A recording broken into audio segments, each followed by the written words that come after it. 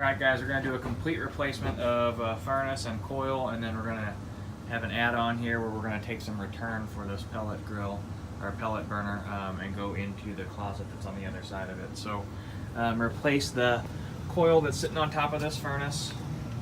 Gas lines are good, we can reuse the gas lines. Our flue pipe is properly sized, goes up into the chimney here, so we can reuse the existing flue pipe.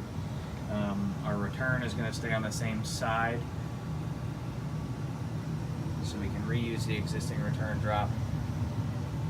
Let's see here. The only thing that we're going to change here in the basement is we have this grill here that's pulling return from the bottom of it.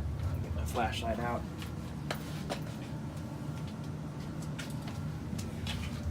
We're going to build a return that comes from the bottom of this pellet burner over into the wall in the corner.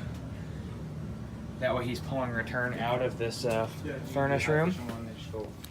That way I take the pellet furnace, put it on.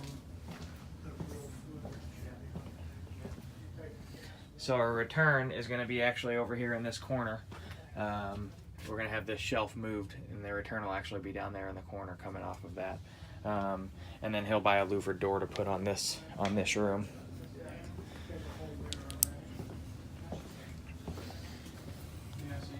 That should be everything that we're going to be doing down here in the basement. Condenser that we'll be replacing, so we'll be putting a new 2.5 ton condenser here.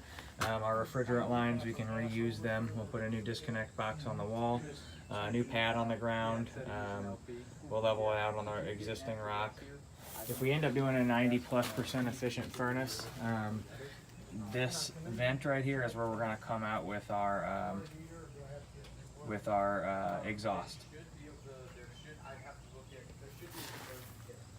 We're going to be putting in a mini split unit, so it's actually going to sit against the wall right here, somewhere in this area. Our refrigerant lines will run up the wall and into the siding, and then all the way across the attic to the finished garage area. There is electrical inside of this room. There's a 240 amp service. 220 amp service inside of this room. We're going to be able to pull the electrical from that closet up into the ceiling, and we'll follow our refrigerant lines back down to this unit. I'm going to go into the garage here. This is the room that we're trying to heat and cool and get supplementary air to. So our refrigerant lines are going to run through the attic, and then somewhere over here in the ceiling is where we're going to have our 4-way cassette mounted in the ceiling.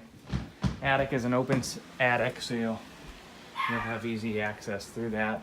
I'm just going to walk in this back bedroom and I'll show you where our electric service is. So here's our 220 that runs into the house for an old air handler that used to be in here that's been since disconnected, but we'll take that 220, run it into the base, or into the either into the crawl space and out, or we'll wrap it around and go up into the attic. Is probably going to be the easiest way into the attic and outside.